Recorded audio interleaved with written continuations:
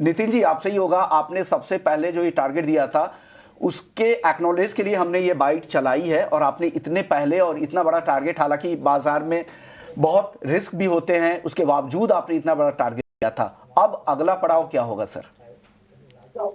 धन्यवाद विश्वनाथ जी, बड़ा emotional movement है, बड़ा इमोशनल क्षण था जब आपने वो वीडियो चलाया।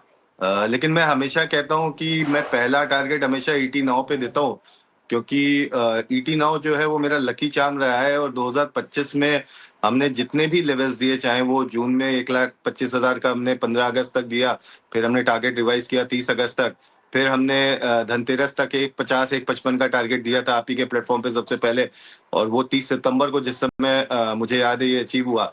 तो उस समय जब हमने अपना फिबोनाची टाइम सीरीज का फॉर्मूला निकाला था, तो हमारी उम्मीद थी कि 31 दिसंबर तक 2 लाख रुपए टच हो जाएगा, और कल हमने 199,380 का हाई लगते हुए देखा है। और जिस तरह से सप्लाई क्रंच चल रहे हैं सर, और हम देख रहे हैं चाइना और यूएस दोनों की तरफ से सप्लाई के क्रंचेस चालू हैं। और कल 2 और डेवलपमेंट हुए हैं, जिसमें मैक्सिको ने, जो सिल्वर का सबसे बड़ा एक्सपोर्टर है, उसने इंडिया और चाइना दोनों के लिए कुछ टैरिफ्स लगाए हैं। और ये कदम देखा जा रहा है कि कहीं ना कहीं वो यूएस को खुश करने की कोशिश कर रहा है, और यूएस को खुश करने के लिए उसने ये इंडिया और चाइना के ऊपर टैरिफ लगाए हैं। प्लस इंडिया के अंदर पेंशन फंड्स को गोल्ड और सिल्वर में इन्वेस्ट करने की परमिशन मिल गई है। तो ऑल अक्रॉस द वर्ल्ड हम देखें तो धीरे धीरे करके यही चीज पहले चाइना में हुई, इंस्टीट्यूशंस जो हैं वो धीरे धीरे गोल्ड और सिल्वर की तरफ मुड़ते चले जा रहे हैं। और जैसा कि मैंने पहले भी कहा था, मतलब लास्ट 10 दिन पहले ही हमने अपने टारगेट रिवाइज कर दिए थे, जब हमें दिख रहा था कि हमारे समय सीमा के पहले ही आ रहा है कि 31 मार्च तक जो है, अब हम 2.5 लाख का टारगेट लेके चल रहे हैं कि 31 मार्च तक 2.5 लाख रुपए जो चांदी है वो अचीव हो जाएगी। और गोल्ड को हम लेके चल रहे हैं 1,37,000 अगले 1 महीने के अंदर, कि नेक्स्ट 1 मंथ में कहीं भी 1,37,000 के आसपास के लेवल्स जो है वो गोल्ड में दिखाई देनी चाहिए। विश्वमोहन जी, में 1,37,000, और 31 मार्च तक अब नया टारगेट आ चुका है, वो है 2,50,000 रुपए का। इसके लिए आप बधाई के पात्र है, क्योंकि इस तरह की अनुमान लगाना इतने पहले 3 महीने और बाजार में टाइम करना, ये बहुत मुश्किल होता है, बहुत रिस्क भी होता है, लेकिन उसके बावजूद आपने किया है, और 2 दफा किया है। एक बार मुझे याद है आपने 1,50,000 के टारगेट 15 अगस्त के दिए थे, जो अगस्त के आखिर में आकर अचीव हुआ था, और उसी शो में आपने फिर 2 लाख कहा था 31 दिसंबर तक। उसके बाद उस तरह की तेजी आई भी, वो टारगेट अचीव भी हुए, और ये हमने सबसे पहले ईटी नाउ स्वदेश पर बताया भी था। अंकित जी, आपसे भी जब 2 हफ्ते पहले हमने बातचीत की थी, तो आपने भी 2 लाख के टारगेट दिए थे चांदी के। अब क्या होगा सर? अब यहां से आपको क्या लग रहा है, चांदी में क्या होने वाला है? रिस्क भी काफी ज्यादा है, टारगेट भी संभल के अब यहां से देना पड़ेगा। बिल्कुल, इसके अंदर टारगेट बिल्कुल संभल के देना पड़ेगा, लेकिन ओवरऑल सिचुएशन देखें तो अभी भी इसके अंदर कोई टेंशन वाली स्थिति नहीं दिख रही है। चार्ट्स काफी पॉजिटिव लग रहे हैं, और ये जो रैली है मुझे लगता है कि कंटिन्यू रहने वाली है। कोई भी अगर हल्की गिरावट मिलती है तो यहाँ पे खरीदारी करी जा सकती है। तो 1,95,000 के आसपास अगर मिलता है तो खरीदारी करके चल सकते हैं। तो 1,88,000 का यहाँ पे अभी स्टॉप लॉस लगा के रखेंगे, और मुझे लगता है कि बहुत जल्दी हमें 25 दिसंबर के पहले पहले 2,10,000 तक के टारगेट्स देखने को मिल सकते हैं। ओवरऑल अगर देखें तो फंडामेंटल, जिस तरह से अभी नितिन जी ने बताया कि फंडामेंटल्स तो उसको सपोर्ट कर ही रहे हैं, टेक्निकल्स भी यहाँ पे कहीं ना कहीं इसको सपोर्ट करते हुए नजर आ रहे हैं। और 64.50 का इसने करीब करीब हाई लगा दिया है। जिस दिन इसने 64.50 के ऊपर वीकली क्लोजिंग अगर दे देता है तो बहुत जल्दी हम $75 से $81 के लिए तैयार हो जाएंगे। बिल्कुल। तरुण जी, मैं आपके पास आना चाहूँगी। चांदी को लेकर आप क्या सोचते हैं? क्या आपको भी लगता है कि ये रैली आगे भी कंटिन्यू करेगी, और ईयर एंड तक और उससे आगे तक आप कौन से लेवल्स चांदी में आते हुए देख रहे हैं?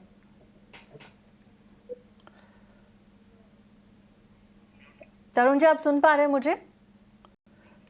Please unmute yourself. Yeah. Hi, good morning, everyone. Well, we are of the opinion like अभी भी सिल्वर के अंदर जो बाइंग है वो कंटिन्यू करेगा। सप्लाई शॉर्टेज बेस्ड थीम है, नॉट ओनली बहुत पैराबोलिक राइज हो रहा है डिफरेंट सेक्टर्स के अंदर, which we have already discuss time and again in your shows. तो मुझे ऐसा लगता है कि देखिए अल्टीमेटली इस साल का जो सिल्वर का डेफिसिट रहेगा अराउंड 180 मिलियन ऑन्सेस से 200 मिलियन ऑन्सेस का रहेगा, जो कि टिपिकली लास्ट 5 ईयर में हमने देखा था 110 से 120 मिलियन ऑन्सेस का था। एंड ये सिनारियो वर्सन होता हुआ नजर आता है next year, which could be around 300 million of ounces deficit. And certainly ये जो सिनारियो डेफिसिट का डेट में prolong in coming years as well, that is why silver के प्राइसेस के अंदर हम अच्छा रैली देख रहे हैं। लास्ट वीक भी हमने कहा था कि 2.25 से 2.50 तक सिल्वर के प्राइस आ सकते हैं। Already we have mentioned our long term target of $75 in COMEX spot and we will stick to that again. जब तक कि $56 के नीचे कॉमेक्स में डेली बेसिस पे क्लोज नहीं देगा, इंडियन बोर्सेस के अंदर मैं बात करता हूं तो 1,75,000 के नीचे near month MCX future close नहीं देगा। I think dip short lived रहेगा एंड अभी मोमेंटम इतना स्ट्रांग है कि डिप भी स्ट्रांग आएगा तो उसके बाद में रिकवरी भी उतनी ही तेजी से आएगी। प्रॉब्ली ऑनगोइंग मोमेंटम के अंदर मेरे को लगता है 2.25 तक आना चाहिए एंड थोड़ा ब्रॉडर व्यू लेता हूं मैं 2 से 3 साल का, तो it could be around $100 and I won't be surprise in 2-3 years silver reaching around 3 lakhs or crossing 3 lakhs in Indian market. ठीक है, यहाँ पर आप 2 से 3 साल का आउटलुक ले रहे हैं और 3 लाख तक का टारगेट आप सोच रहे हैं कि यहाँ पर चांदी में जा सकता है। अनुज जी, आपके पास आना चाहूंगी, सिल्वर को आप किस तरह से ये रैली को रीड कर रहे हैं और आपके क्या टारगेट्स होंगे ईयर एंड तक देखिए, और अगले साल भी क्या हम ये रैली कंटिन्यू होती देखेंगे? जी नमस्ते सभी पैनलिस्ट और सभी व्यूअर्स को भी। हमने देखा है कि ये जो स्टेलर रैली चल रही है इसके बीच में फंडामेंटल और टेक्निकल रीजंस दोनों प्ले आउट कर रहे हैं। जो सिल्वर मार्केट है वो डेफिसिट के अंदर में है which is expected to increase.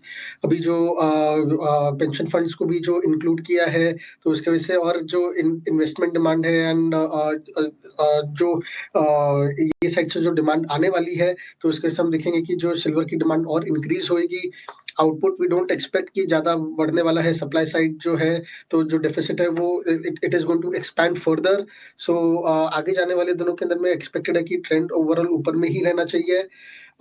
In dollar terms में देखेंगे तो ऊपर एक $69 का एक इनिशियल रेजिस्टेंस है, और अगर उसके ऊपर में क्लोज करता है तो $75 से $78 तक दिख सकता है अगले 6 महीने से साल भर के अंदर में।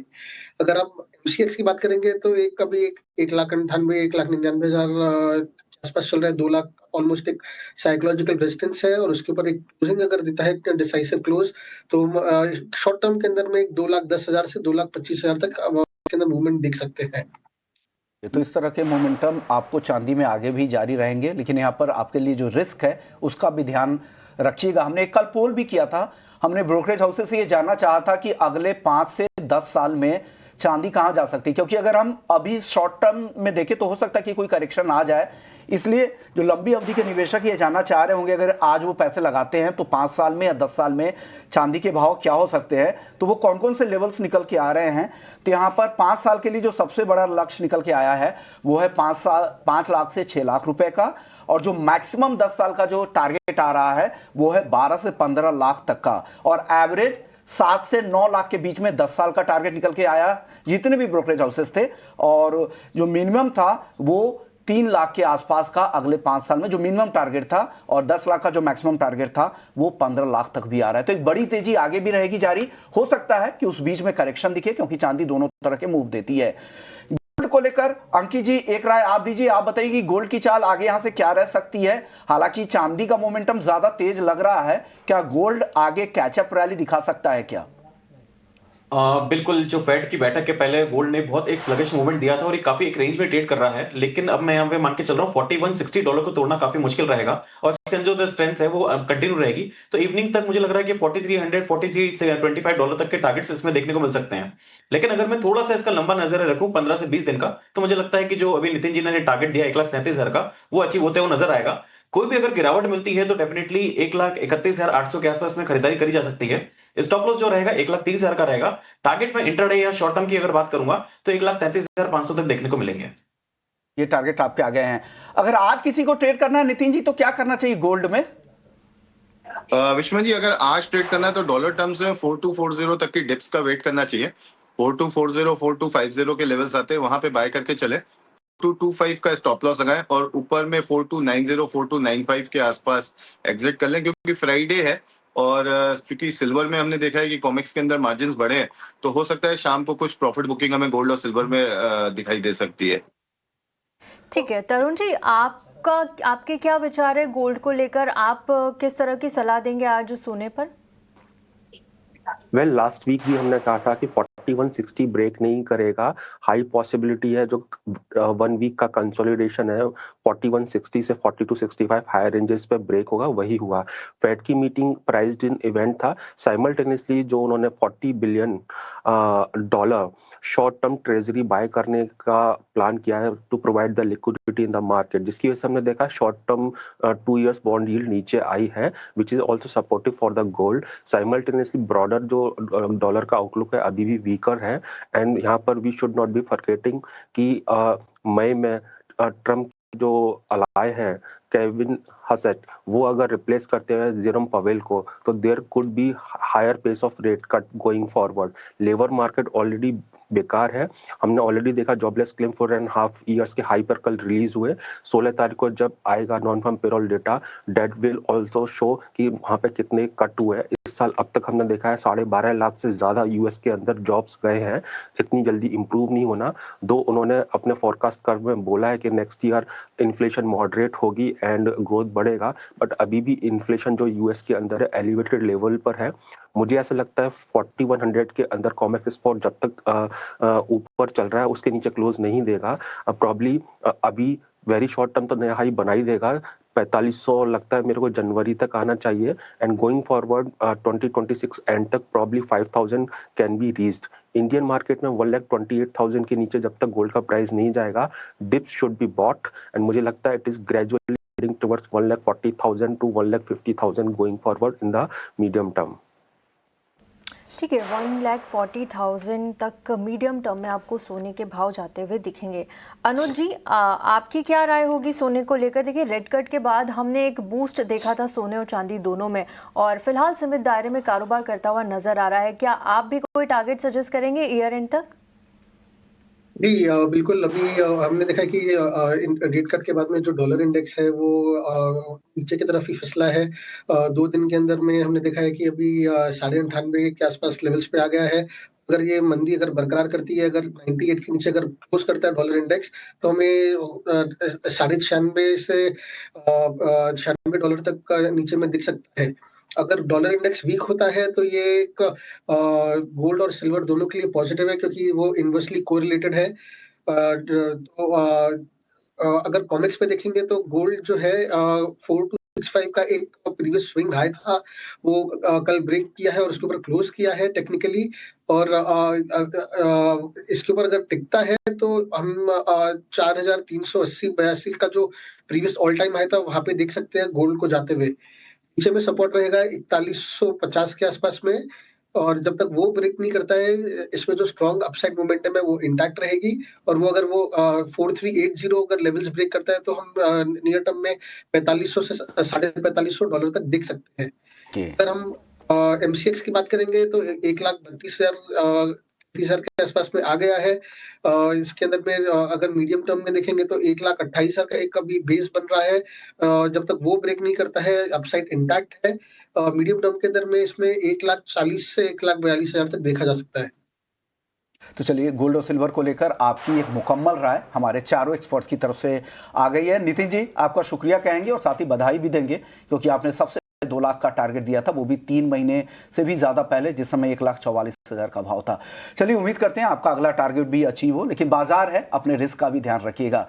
शुक्रिया नितिन जी। बाकी मेहमान बने रहिए, ब्रेक के बाद लौटेंगे तो मेटल्स, क्रूड पे चर्चा होगी, और साथ ही एक एक्सक्लूसिव खबर है खाने के तेल को लेकर, वो भी आपको बताएंगे। ब्रेक के बाद जल्द लौटते हैं।